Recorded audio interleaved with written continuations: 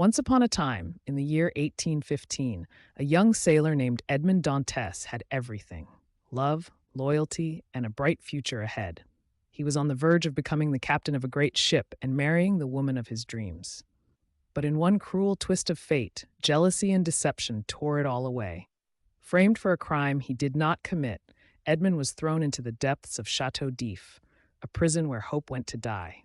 For years, he rotted in darkness, forgotten by the world. He lost everything: his home, his status, his love. But what the world didn't realize was that Edmond Dantès was not broken. No, he was transforming. Dubai's story is no different. For centuries, it was nothing but an overlooked desert, despised, underestimated, and ignored, a land where survival was a daily struggle, where the rest of the world saw no potential. But just like Edmond, Dubai was biding its time, waiting for the right moment to rise.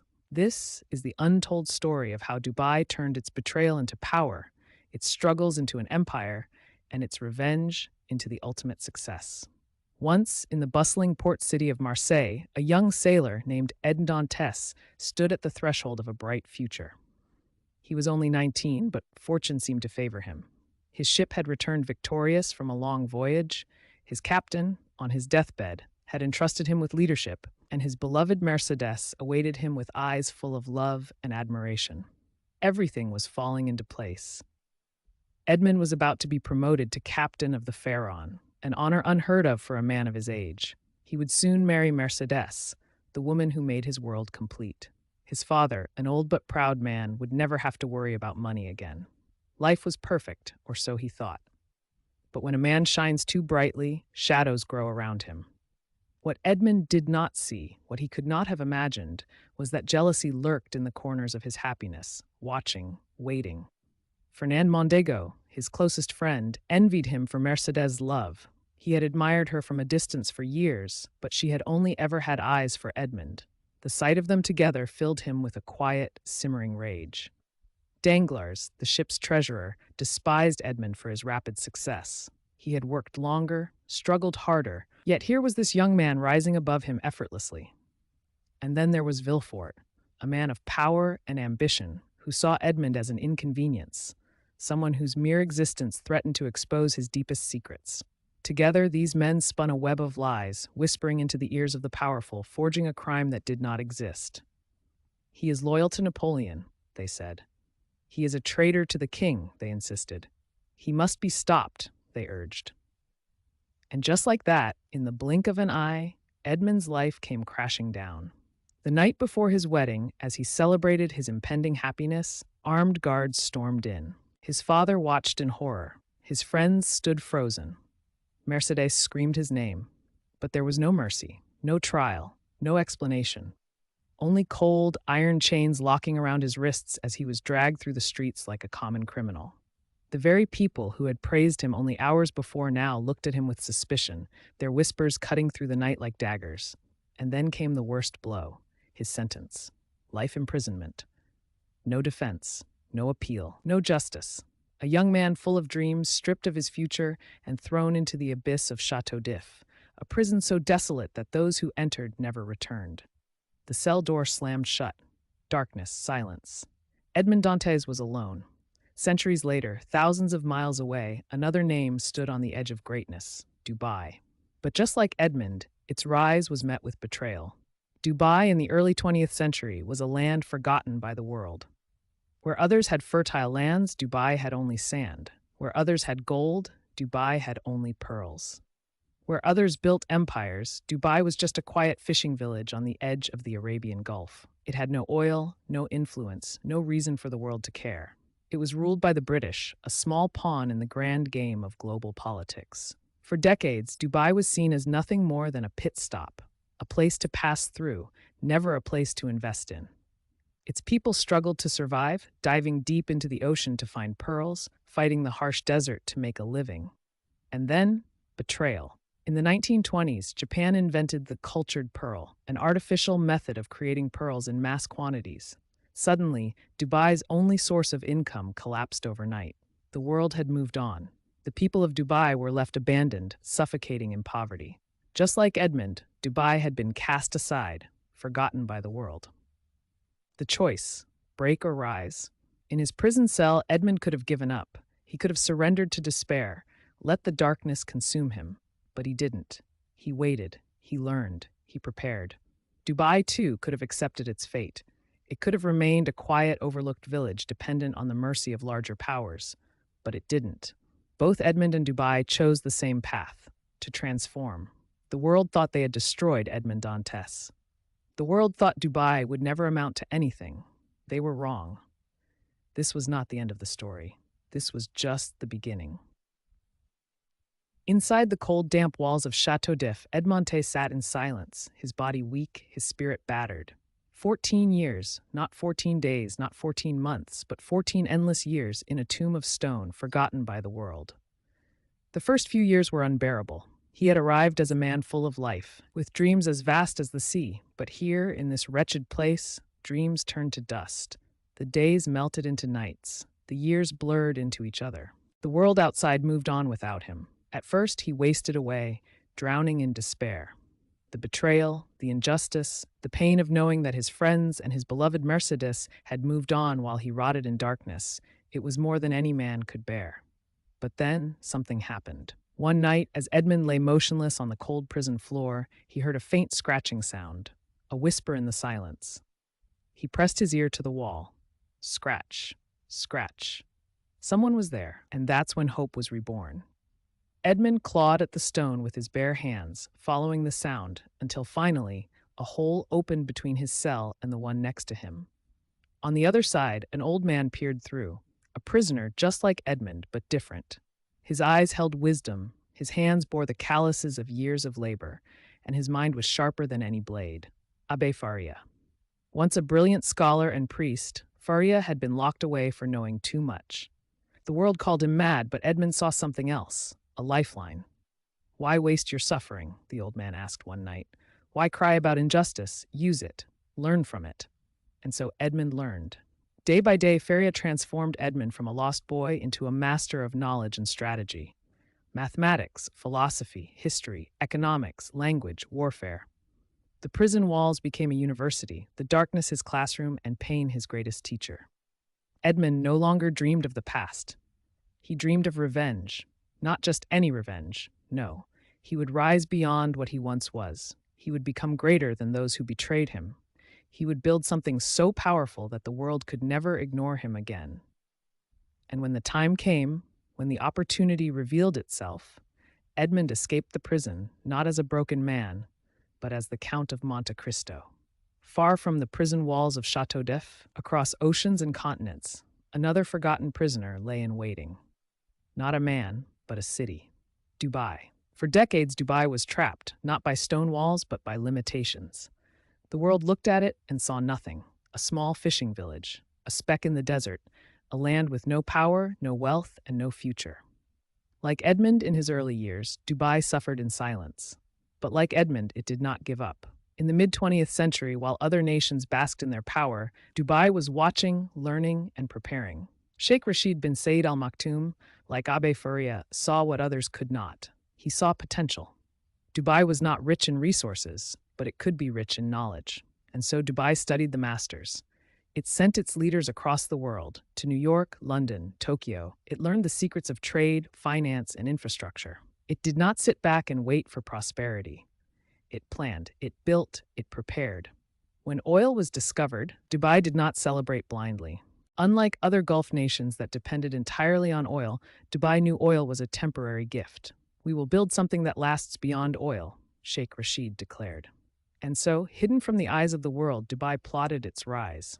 It laid down roads, it expanded its ports, it built an economy beyond oil, trade, tourism, finance. It did everything quietly, patiently, just like Edmond in his prison cell.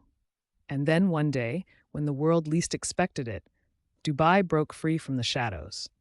What can we learn from Edmond Dantès and Dubai? 1. Your prison is your training ground. Edmond's prison became his university. Dubai's years of struggle became its foundation. The time you spend suffering is not wasted, it is preparing you. 2. Knowledge is the greatest weapon. Edmond learned strategy, finance, and philosophy. Dubai studied the world's richest cities and copied their success. The key to transformation is not luck, it is learning. Mort 3. Never depend on a single source of success. Edmond didn't just escape, he built a fortune before executing his revenge. Dubai didn't just rely on oil, it created multiple industries before the oil ran out. Build wealth in silence before revealing your power. Edmond's transformation took 14 years. Dubai's transformation took decades. Greatness is never instant, it is built in the shadows. And when the time comes, when the world is watching, when the door finally opens, you don't just step out, you rise. For 14 years, Edmond Dantès had lived in the shadows, forgotten, buried in the darkness of Chateau d'If. But now the time had come. Under the cover of night, amid the roaring sea, Edmond fought against the waves, gasping for breath as he broke free from his watery prison. With each stroke, his muscles burned, his lungs screamed, but his mind was set on one thing: freedom. When he finally collapsed onto the shore, drenched and exhausted, he didn't just rise as the man who had been imprisoned. That man was dead. A new man had emerged from the depths, not Edmond Dantès, not the naive sailor who had once trusted too easily, but the Count of Monte Cristo. His first thought wasn't revenge, it was power. He knew that to reclaim his life, he couldn't just return as a bitter man seeking justice. He had to return as a force that no one could stop, and for that he needed wealth, influence, strategy. Edmond's greatest advantage wasn't just his escape, it was the knowledge he had gained in captivity. Abbe Faria had once whispered to him of a hidden treasure, a fortune buried on the island of Monte Cristo. For most, this would have been a legend. For Edmond, it was destiny. Guided by the map and the wisdom of his mentor, he found the unimaginable: gold, jewels, wealth beyond measure. With this fortune, Edmond did what no one expected. He didn't return to his old life. He didn't seek out Mercedes. He didn't beg for justice. He built an empire. He became the Count of Monte Cristo, a man so powerful, so untouchable, that his enemies would never see him coming. And when the moment was right, he struck. Fernand, the traitorous friend who had stolen his love, ruined. Danglars, the greedy conspirator who betrayed him for money, destroyed. Villefort, the corrupt official who sealed his fate, exposed. He didn't just win, he erased them from the world of power. This was not just revenge, this was transformation. For decades, Dubai had been trapped, not in a physical prison, but in obscurity. It had been mocked, ignored, seen as nothing more than a desert village with no future. But just like Edmond, Dubai found its treasure, not in gold, not in oil, but in vision. The 1970s and 80s were Dubai's great escape. Under the leadership of Sheikh Rashid bin Zayed Al Maktoum, the city did something that stunned the world. Instead of relying on oil like its neighbors, Dubai chose a different path. It reinvented itself. It built world-class ports and transformed into a global trade hub. It opened its doors to investors, offering tax-free zones that made businesses flock to its shores. It laid down the blueprint for a modern empire, investing in infrastructure, tourism, and finance. And then, Dubai struck. Like Edmond Dantès returning as the Count, Dubai re-entered the world stage as something unrecognizable, a city of power, a land of limitless ambition. Edmond didn't just return, he returned in a way no one could ignore, and Dubai did the same. The world had dismissed it for years, but suddenly skyscrapers rose from the sand. The Burj Al Arab became a symbol of ultimate luxury, a hotel that redefined wealth. The Palm Islands, an engineering marvel, transformed the coastline, turning the impossible into reality. And then Dubai's ultimate statement, the Burj Khalifa, the tallest building on earth. The world watched in disbelief. How did this forgotten desert become a billionaire city? What can we learn from Edmond Dantès in Dubai? 1. Do not return as the same person who was broken. Edmond didn't go back as a poor sailor, he returned as a count. Dubai didn't return as a forgotten town, it became a global empire. If you've been betrayed, don't just come back unstoppable. 2. Power comes from knowledge, not luck. Edmond gained power through education and strategy. Dubai gained power by studying the world's most successful cities. Success is not given, it is engineered. 3. Make the world regret underestimating you. Edmond's enemies never saw him coming. The world never believed Dubai could rise. The best revenge is proving them all wrong. Dubai was never meant to be great. Edmond Dantès was never meant to be powerful, but both rewrote their destinies. And now, When people look up at the Burj Khalifa, they don't see a desert town. They see the Count of Monte Cristo in city form, a legend, a force, symbol of ultimate revenge. Edmond Dantès didn't waste time explaining himself to his enemies. He let his success speak for itself. He proved that the best revenge is not anger, it's becoming untouchable. Dubai never begged for recognition. It built an empire that forced the world to take notice. Turned setbacks into fuel for success. Every betrayal, every rejection, every failure can be transformed into power. Invest in yourself. Edmond spent 14 years learning. Dubai spent decades strategizing. The real wealth isn't just money, it's knowledge, skill, and preparation. Shock the world. Don't argue with doubters. Build something so great that they have no choice but to respect you. Today, Dubai is home to billionaires, innovators, and the world's elite. It is proof that any place, any person, no matter how overlooked, can rise to greatness. Do you know? Do you know why the Burj Khalifa was built to be the tallest building in the world? Answer: because Sheikh Mohammed bin Rashid Al Maktoum wanted Dubai to be a symbol of limitless ambition. He believed that the world respects power, and there's no greater way to show power than to build what others think is impossible. Dubai and the Count of Monte Cristo teach us one thing: success is a game of patience, knowledge, and strategy. So, what's your prison? What's holding you back? What's your revenge story? Let the world doubt you. Let them underestimate you. But when you rise, rise so high that they can't ignore you. Subscribe for more stories of power, ambition, and success.